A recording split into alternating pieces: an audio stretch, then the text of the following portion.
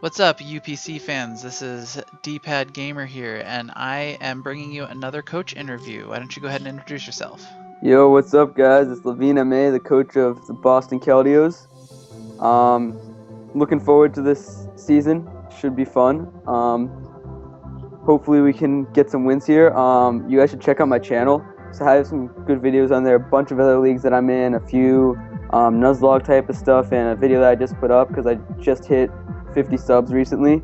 So I put up a video as my 50 subs special, which is an intro to competitive Pokemon for those of you that might not know as much.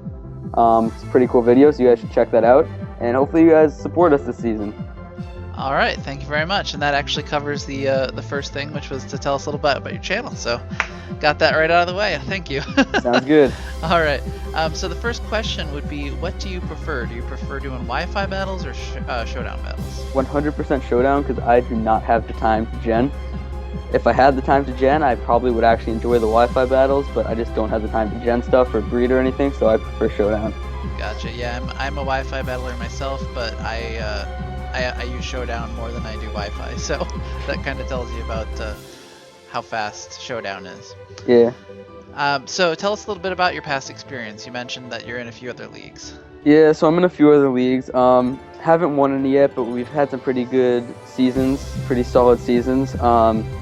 I picked up a team in another league called the FBL. Team I picked up was probably the top, if not one of the top players. So he had a pretty good team, although not necessarily my style, because he had a Sandstorm team, so we ended up losing in the first round of the playoffs, but that was fun. Then yeah, I'm in a bunch of other leagues. If you guys check out my channel, there's a bunch. I have a Rain team in one league. If you guys notice from my channel and my teams, I like picking Manaphy a lot because I think that it's very useful in leagues. I don't know, I just like it a lot. And then also, I'm in an LC off season, which I'm doing not as well as I was hoping in, given that I tend to do pretty well in Little Cup because, I don't know, I've gone to pretty high ladder before, like 7th on the ladder or something, so I was expecting to do better, but playoffs are starting now, so hopefully it should be good, and you guys should check that out. All right, yeah, we'll definitely check out all of your other leagues and the channels. It's awesome to bring some experience to the league. We're about 50-50 with people that are either experienced or not. So, all right. So, what is your best strength that you're bringing to this league? My best strength that I'm bringing to this league is I am very experienced, as you guys may have noticed from all the leagues I'm in. I've been in at least 15 leagues, which is quite a few. And also, I tend to like helping people, so like if anybody ever needs help building and stuff, I like using my experience to kind of help other people build and get better. Awesome. We always appreciate the community spirit. So, so what is your biggest weakness in league? My biggest weakness in league, let's see, what's my biggest weakness in league? Stall teams. I cannot use stall teams, I cannot play against stall teams, I just don't like them. So really bulky teams I tend to do pretty badly against. I hear that, yeah. If I'm on Showdown and I come against a stall team, I tend to just forfeit before the game even starts. I'm like, Yeah, I'm not hit that sitting X. here. Exactly. I'm not sitting here for 20 minutes. So, so now we haven't done the draft yet, but going into the draft, do you have any plans for it? Nope, I'm pretty much winging it. I have an idea of what I want to pick as my mega, and maybe a few picks, but that's about it. I'm really just gonna wing it. Originally I planned out my draft, and then I realized after planning it out a few times that I'd say 75% of the time you never get what you want, and then you have to end up winging it in the end because like even if you have a few options, they'll all get taken. Then you have to re-strategize completely and really change it around. So I tend to just like wing in and see what I need at certain times and just pick based on that. Gotcha. All right, so now we're heading into what I would call the most subjective part of the interview, which is, now I actually break it into two separate questions. But so for the first question is, what is the most overvalued Pokemon in the league as far as non-mega? What is the most? Most overvalued Pokemon in leagues. You're gonna have to give me a second to look at them and then I'll let you know. All right, so that's fine. Yeah, go ahead and just tell me whether it's mega or not. We can kind of just throw them all together. That's fine. I'm probably gonna go with something that's not a mega, Okay. because I tend to find that the megas, the good ones, end up getting picked, the bad ones not really. Let's see, a few things that I think are a little bit, I guess, overvalued in leagues, I feel, in some leagues that I've been in.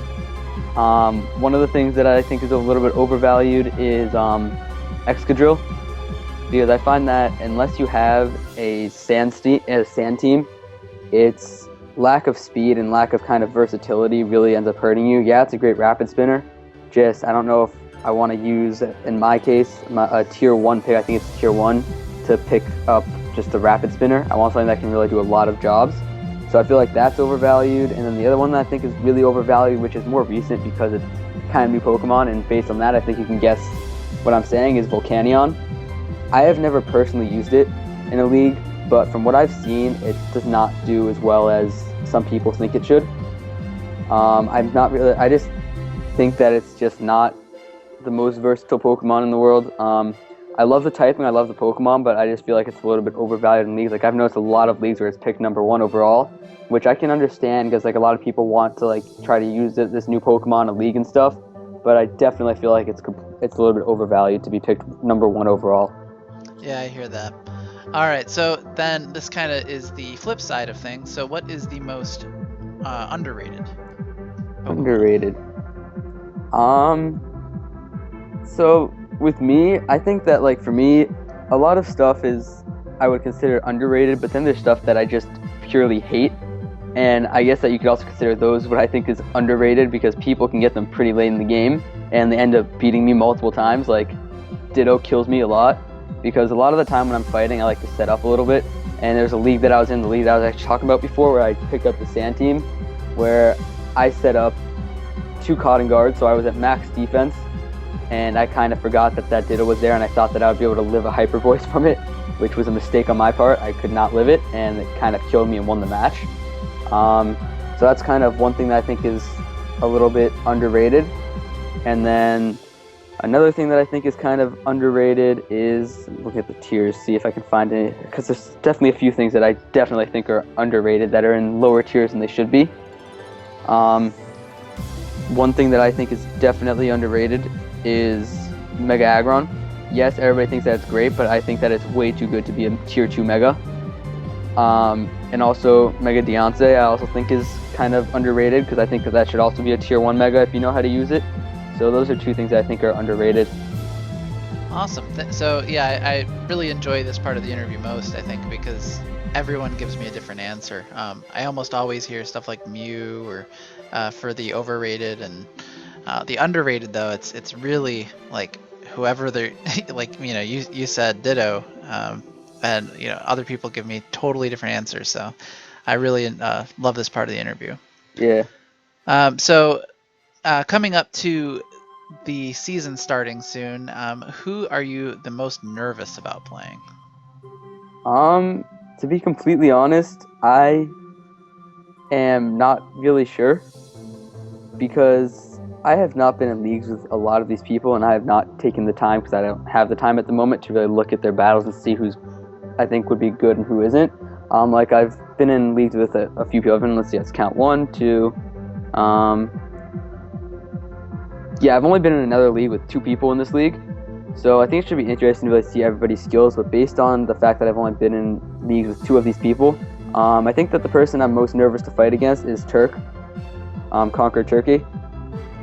Reason why is because I don't know why I always end up losing to him. He just beat me in another league recently, and I was trying to help a friend, and the friend wanted me to, like, kind of ghost him and try to help him win, and I messed up and I lost against Turk too. That time too. So I have never beaten Turk before. That's why I'm kind of a little bit nervous to play him. But should be fun. Should be good to see everybody else's skills and where they stand, and should be really fun, I think. Okay, and then who are you most excited about playing?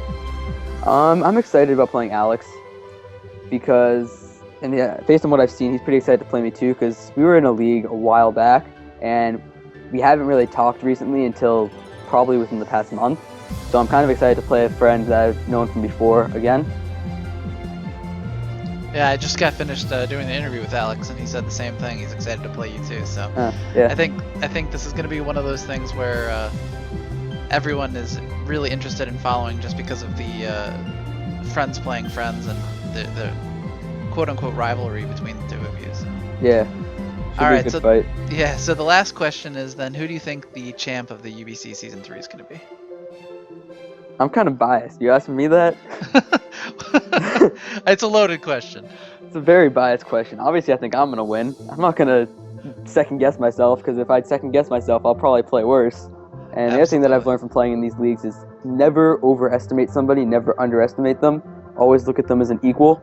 Like if you look at somebody, like for example, I was in a league with Crobat for the win, as you guys might know, is winner of like the first season of, I think it was the GBA or something. Yeah.